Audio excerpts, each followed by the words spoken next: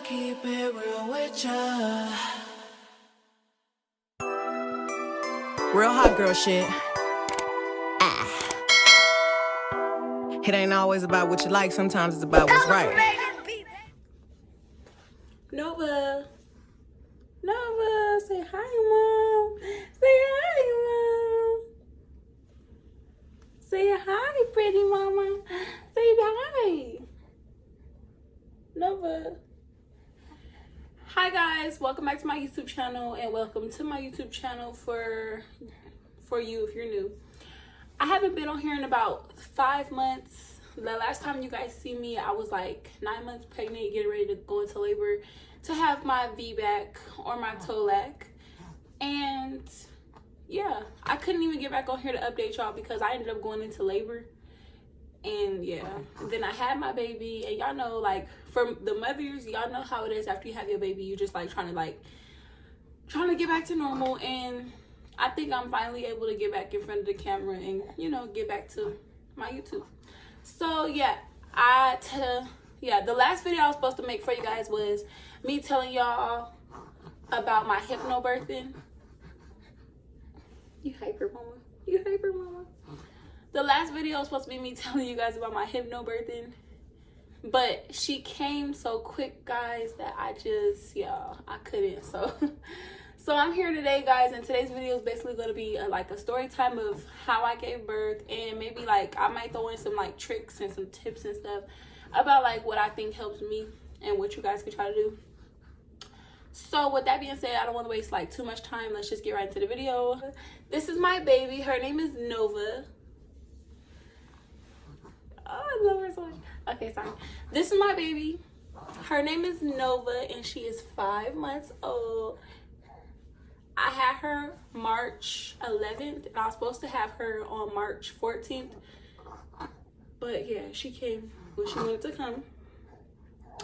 And like throughout the video, or maybe like at the end of the video, I might like put in videos and clips and stuff of like me in the delivery room, and like even probably in the recovery room, just so you guys can like get better visuals. On March 11th, I woke up at like 8 o'clock in the morning, and around like 8:30 I started having contractions. And I ain't never had a contraction before because with my son, here mama, here. Okay, so I've never had a contraction before because with my son, I had a C-section, so and it was scheduled, so I never got to feel a contraction. I never knew what a contraction felt like. But with my daughter, like, you know, when you have a contraction, you have a contraction, and you know it's a contraction. I don't know, like, I knew it was a contraction. Like, it just, you can't really mistake it for nothing else.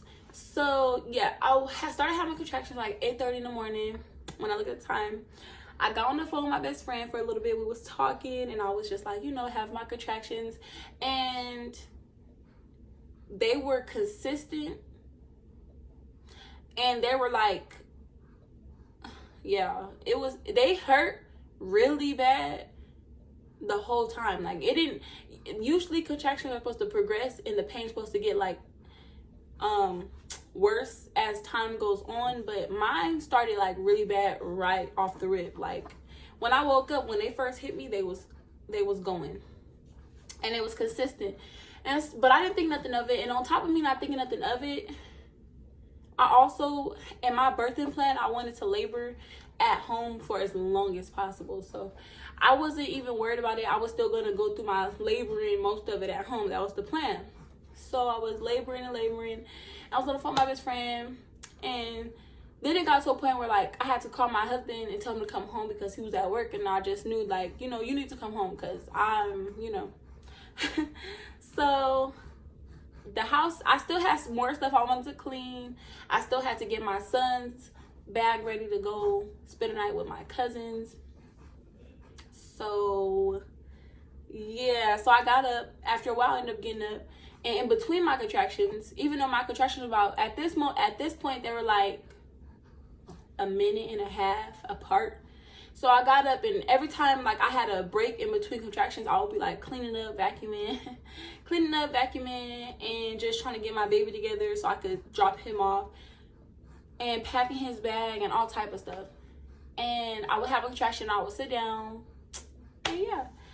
And so my husband would have the bright idea, like, you should record it. And I'm like, no, like the way I was feeling, y'all, was looking tore up. And I'm like, no, it ain't really that deep. Like, no. So I didn't record. Like at first I really wasn't worried about recording at all, really. Not even when we was in the delivery room, I still didn't care to record. My husband wanted to record, and that's why I have the little bit of videos that I do have. But yeah, so I was just having my contractions, and then I ended up calling my cousin just to give her a heads up that that day might have been the day. So I wanted her to know that I was gonna be dropping my son off. So I called her and stuff, and we talking, and we talking, and I'm still having my contractions and talking and having contractions, and I end up getting off the phone with her because she was at the DMV. So I go and I get in the shower. And while I'm in the shower, you know, the shower is actually helping. Like the warm water really actually soothed me, and until I just didn't want to sit there no more. So I ended up getting out of the bath, and I remember I came back into my room, and I called my cousin again, and I was just letting her know. And while I'm talking to her, she's like I'm talking to her, and then I'm having a contraction. Like I could, like, you know, like the contractions, they were so consistent, and by this time they were like a minute apart, a minute long. But I'm still not thinking to go to the hospital. I'm still like, okay, I'm gonna thug it out, you know, like until I can't no more. I really wasn't thinking of, like, I didn't realize how close they were until my cousin mentioned it to me. She like, you can't even get out a sentence without having a contraction. Like, you need to go to the hospital, like, right now. So I'm like, I'm thinking about it, like, yeah, you're right. Like, I can't even say like 4 words without a contraction coming on. So I'm like, okay, cool. I'm gonna get my baby together, and my husband gonna come drop him off to you. And so I'm like, okay, whatever. So I get my baby back together, and I'm still vacuuming, still cleaning up. And my husband takes my son to go drop him off at my cousin's, which is in like the next nearest town to us. And like 5 minutes after he leave, I'm still on FaceTime with my cousin, and I lay in the bed because I'm tired of cleaning up and running around and stuff. So I go lay in the bed. Yes, this is about you, girl. This is about you. So anyway, so I go lay in the bed, and I'm just laying there minding my business on the phone with my cousin, and all of a sudden, like, my water breaks. And people always asking and wondering, like, how do I know if my water breaks? You will know. You'll know when your water breaks, because you can't mistake it for nothing else. Like, it's like so much fluid just gushing out of you, and you can't stop it. Like, I don't know, but sometimes people water break differently. Like, yours might start leaking for you. You know what I'm saying? It might be just leaking here, leaking there, leaking here. But for me, it just came out like it. Whatever it was, the bag bust and the water just came all out, and it felt disgusting to me personally. And I'm panicking because I don't know what it is. At first I didn't know what it was. I didn't know if it was blood, water. I didn't know what it was. So I'm just like, oh my God. I'm panicking and hyperventilating.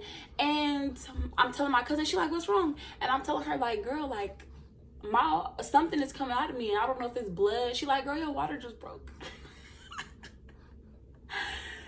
Yo, I was so scared. I was so scared. Then I was even more scared because I'm thinking, like, okay, my water just broke. These contractions finna whoop my butt. But they was the same. Like, they didn't really get no worse or no better. They just was still the same. They was consistent. They was real strong.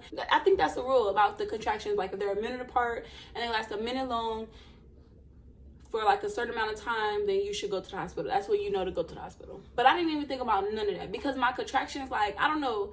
And I feel like I did good. For that to have been my first labor, I did really good. And then I was doing the hypnobirthing at the same time, and I think that's like the number one thing that helped me through it all, because I didn't have any medication. I didn't have nothing in my IV. I didn't have anything, any epidural, anything. I went in there completely natural. But I will never do it again.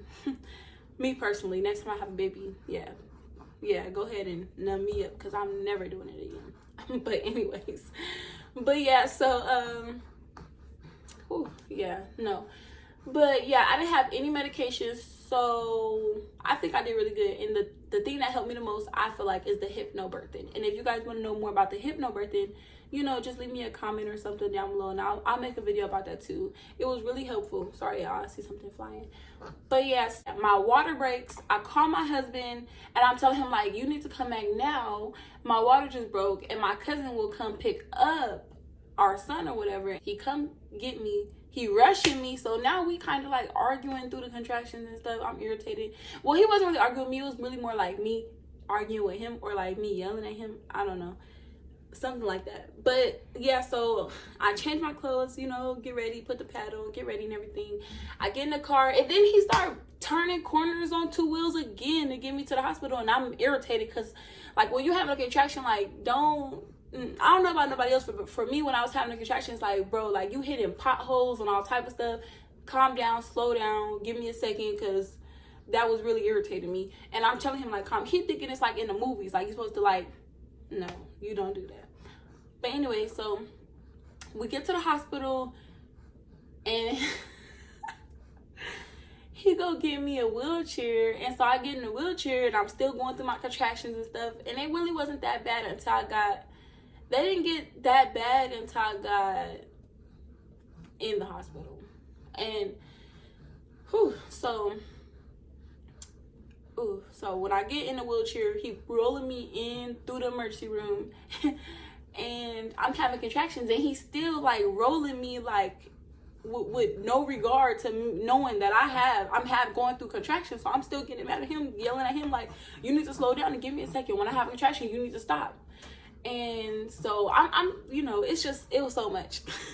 So, but I was trying to hold it together the best I could, and I feel like I did the best that I could. So we get in the emergency room, they take me to my room or whatever, and then the lady is coming to me. One of the nurses, like, she was really nice. I had a good team in the room with me. I had one in particular, she was like heaven sent. Like, I swear I need to go back up there and take her something, because she was something. Like, she really came through. She really did. I don't think I would have made it without her and my husband. I don't think I would have made it through. But yeah, so one nurse in particular, she was asking me, like, how do you know that your water broke? And I'm just telling her, like, lady, I know, like, it couldn't have been nothing else. Like, it flooded my whole bed and even the floor. It was everything everywhere. It was just disgusting. Yes, I'm talking about you, girl.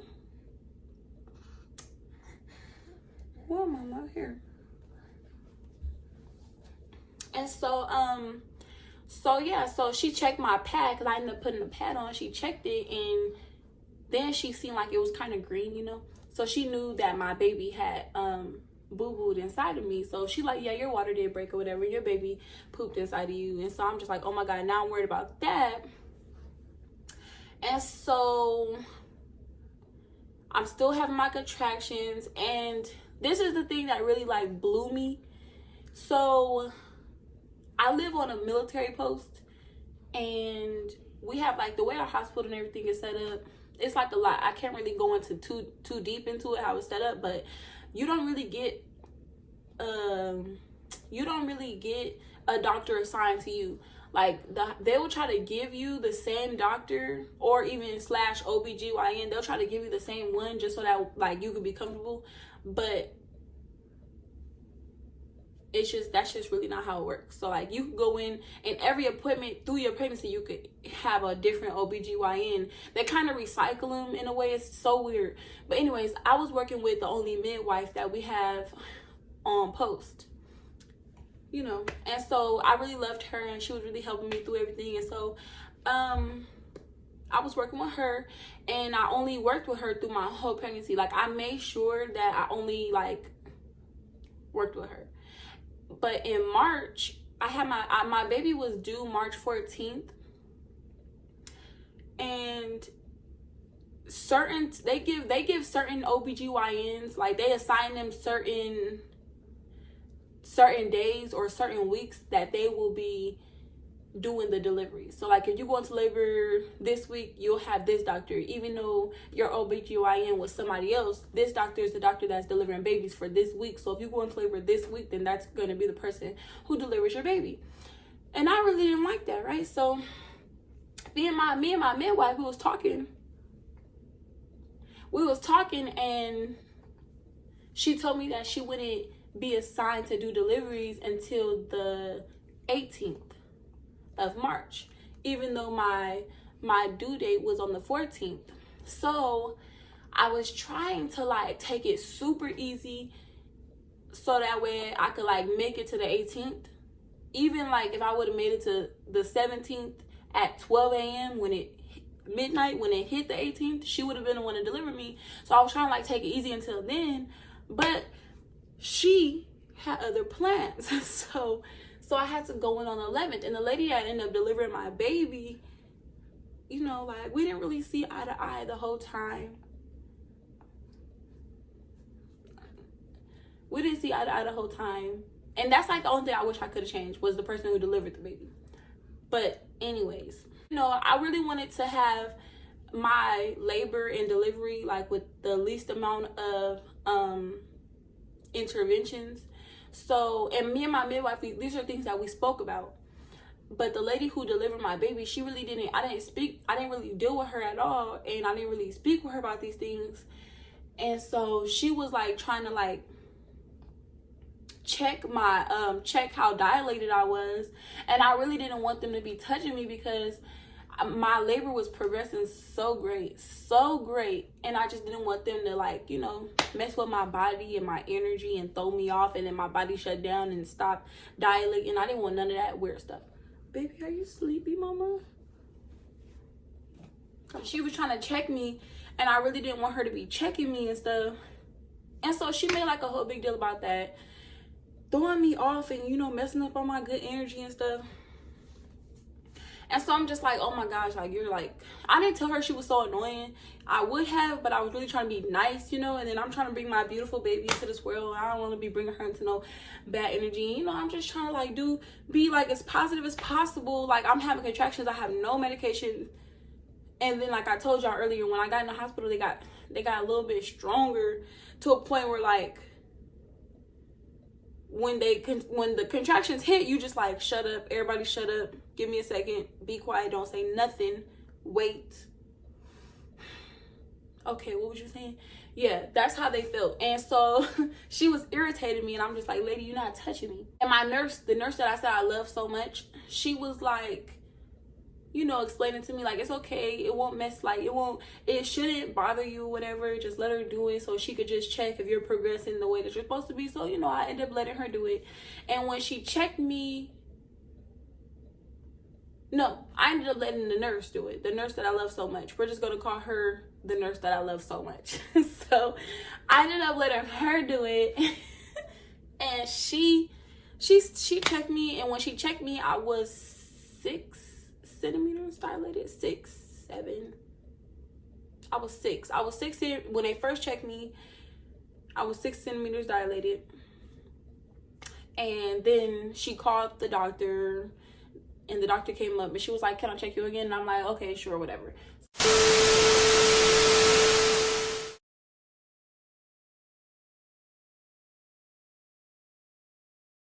I'd rather keep it real with ya.